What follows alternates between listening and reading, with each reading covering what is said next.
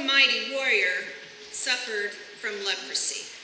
Now the Arameans, on one of their raids, had taken a young girl captive from the land of Israel, and she served Naaman's wife. She said to her mistress, "If only my Lord were with the prophet who is in Samaria, he would cure him of his leprosy." So Naaman went in and told his Lord just what the girl from the land of Israel had said. And the king of Aram said, "Go then, and I will send along a letter to the king of Israel." He went, taking with him 10 talents of silver, 6,000 shekels of gold, and 10 sets of garments. He brought the letter to the king of Israel, which read, "When this letter reaches you, know that I have sent to you my servant Naaman, that you may cure him of leprosy."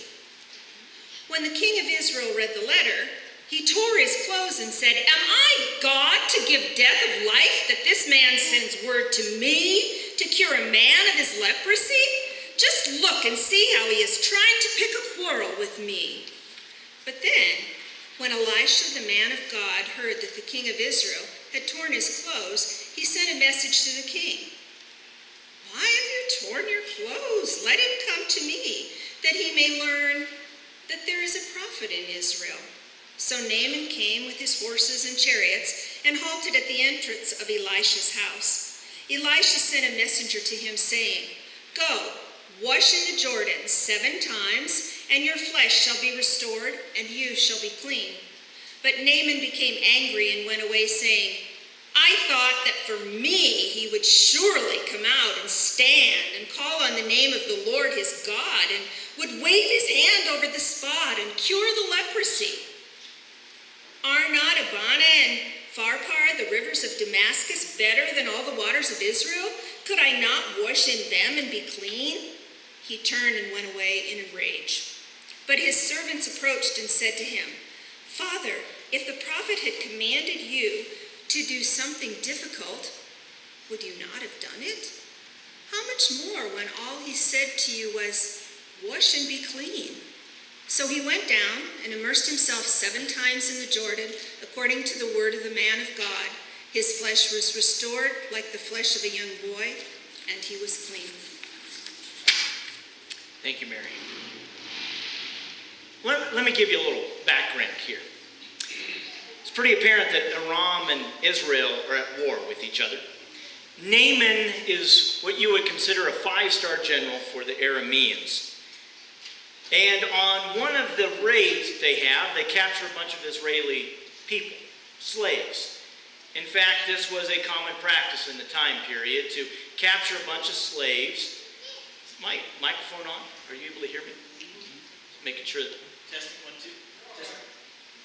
It's on? Okay. And so that's one of the common practices that takes place here is they capture some slaves, and people actually consider that kind of the spoils of war. And so one of the slaves learns about her new master that he's got leprosy. And so she says that there is a prophet in Israel that can cure him. Now Naaman is thinking to himself, well, he is obviously referring to the king of Israel. Because if someone is so great to cure someone of leprosy, then they obviously should be the king. And so he goes to his own king, the king of Aram, and he has him send a letter to the king of Israel, and along with some gold, and says, "Can you cure my servant Naaman of leprosy?" Now, the king of Israel is thinking to himself, man, the Arameans, they have already beat us in a major battle. They're just looking for a reason to fight us again. And so he tears his clothes, or piece of paper here, and does that to show that he's in grief. There's going to be another battle. It's just a pure misunderstanding. Well, the prophet Elisha gets involved. Here's what's going on. It says, "Wait a minute, king. Just have Naaman come to my house. We'll get it all taken care of. Everything will be squared away." So Naaman comes to his house. But what Naaman wants is not what he gets. Naaman comes to his house, and it's so simple. Just go and bathe in the River Jordan. Well, this quite offends Naaman. In fact, it is so simple that Elisha doesn't even come out and meet Naaman. He sends a messenger to tell him to go and wash in some podunk Israeli river. And the response, I love it, is one of my favorite passages in the Bible. Oh, can you advance that to the next one here?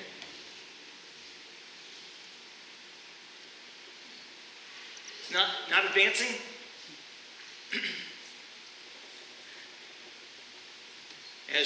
Let me just kind of share with you as she's getting restarted. And he says, but Naaman became angry and went away saying, I thought that for me he would surely come out and stand and call on the name of the Lord his God, and would wave his hand over the spot and cure the leprosy. Are not Abana and Pharpar, the rivers of Damascus, better than all the waters of Israel? Could I not wash in them and be clean? He turned away and went away in a rage.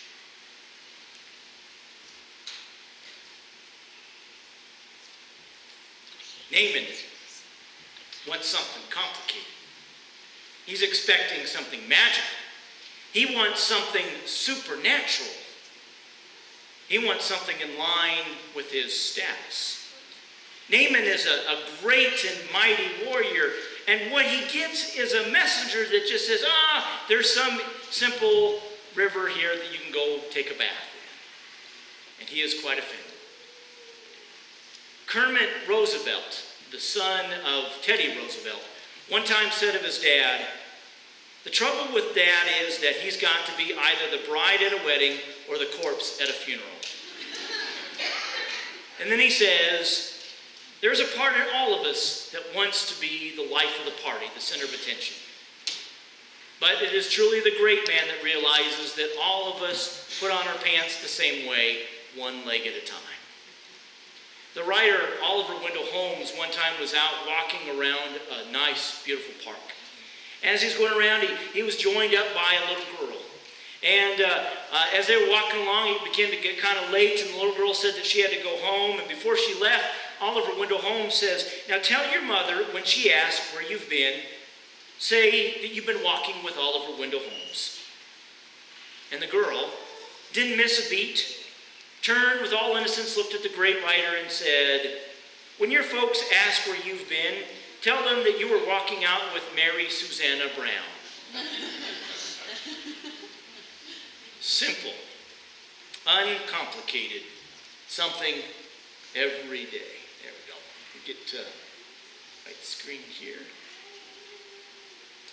There we go. Naaman wasn't expecting that. And in light of our title, I think I'm getting car sick, Naaman wants something akin to his status. Something like our current healthcare system. I mean, look what it takes to get a prescription medicine. You first have to go to the doctor, and then they write out a script, and then you might have some plan where you have to get 3 months worth of the script, or maybe one of these scripts, and then once you get to the pharmacist, you have to figure out what is your copay and what is your deductible, and then you might be working at a job that changes health insurance. And that health insurance says, well, you can't take this medicine. You have to take some other medicine. We know that that is working for you, but you still have to take that medicine. Now, I swear that I will not ever mention that insurance company's name, but it rhymes with Gretna, so I won't say anything more than that. But I'm still a little upset about that insurance company. Now, can I get an amen here that the insurance system has gotten complicated? Amen. It has gotten very complicated. It didn't used to be that way. It used to be very simple. We could ask Lauren, who's on the hospital board, or Dr. Don, a retired doctor, or my secretary Sue, who's a retired nurse. I'm sure they would all say the same thing. It used to be so much more simple. Health care, health insurance, decisions that are made by someone in a cubicle far away sure makes things frustrating, but it's great fodder for jokes. Let me share one with you. Recently, a teacher, a garbage collector, and a health insurance executive all wound up at the pearly gates together. St. Peter informed them that in order to get to heaven, you had to answer this question. So he turned to the teacher and says, what was the name of that ship that hit the iceberg and went down? They made a movie about it a few years ago, and the teacher said, well, it's the Titanic. In he goes. The garbage man comes up, and St. Peter goes, oh, he's thinking to himself, heaven doesn't need any more of these foul odors. And so he decides to make the question a little bit harder and says, how many people died on the Titanic? Now, that garbage man had actually found in one of the garbage a bunch of encyclopedias, because that's what you do with encyclopedias now, and had read up about the Titanic and says 1,500 people died. That's the right answer. It goes in. Then comes the insurance executive, and St. Peter asks, okay, name them.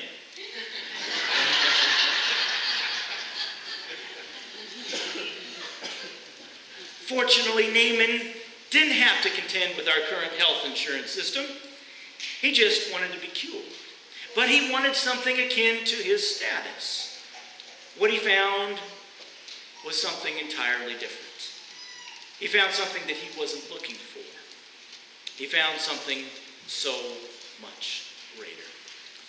Now, I've been asking you, if you are so inclined, to share a vacation story that you might have. It could be current, it could be something in the past. This one came to us from the Duttons. It's about a family vacation. They write, around 1970, they decided to go to California. We stayed with an aunt and uncle in San Bernardino and went to SeaWorld, the San Diego Zoo, Disneyland, etc. When we left our relatives' home for Disneyland, my aunt said to be sure and go through the ride. It's a small world. You go through this in a boat, and there are kids from different countries there. As you go through, the song, It's a Small World, is playing all the way. As you get to each group of kids, the song is in their language. I don't remember how many countries were in it. We enjoyed it very much, as well as the other things we saw. When we got to a relative's house, our aunt, who was Swedish, asked her daughter if she would like to learn the song in Swedish. She did such a good job that she sang the song all the way home from California to Gearing for 3 whole days. Her older brothers could not stand it anymore, and to this day, when you mention that trip, they say it was the worst trip home they can remember. I guess we didn't mind it like they did. You never know what you're going to find on the journey of life. Naaman was looking for something akin to his status.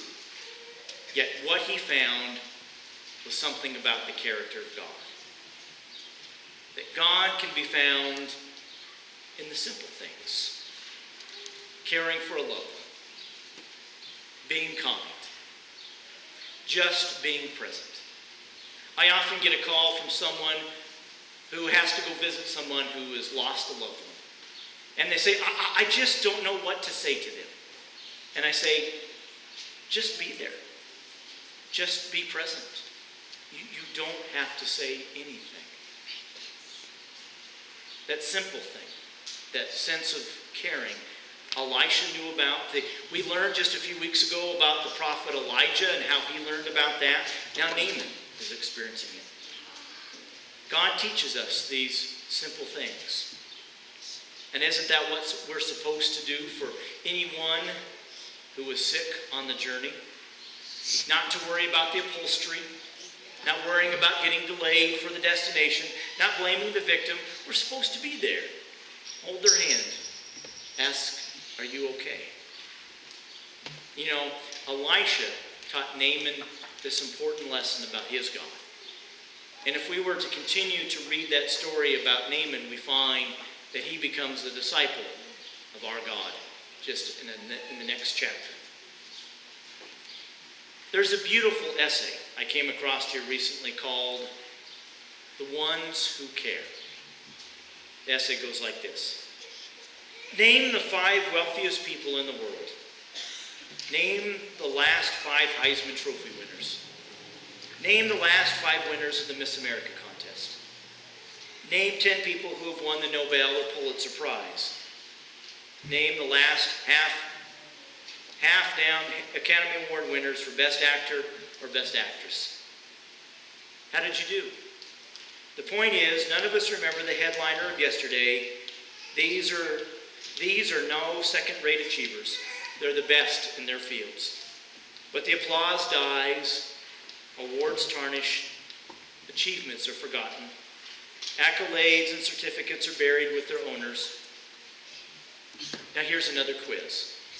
See how you do in this one. List 3 teachers who aided your journey through school. Name 3 friends who have helped you through a difficult time. Name 5 people who made you feel appreciated and special. Name 5 people you enjoy spending time with. Name a half a dozen heroes whose stories have inspired you. The lesson: the people who make a difference in your life aren't the ones with the most credentials, the most money, or the most awards. They're the ones who take the time to care. You know, Naaman learned something that day. You don't need some complicated miracle to be healed. You don't need something comparable to your status. Sometimes God comes to you in very simple ways. Maybe it's the smile on a child's face. Maybe it's the opportunity to just sit and be in worship. Maybe it's a text or a call or a message on Facebook that just asks, "How are you doing?"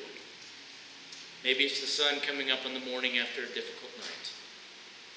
These are all ways that remind us that God is speaking to us in simple ways and that God does care. Amen.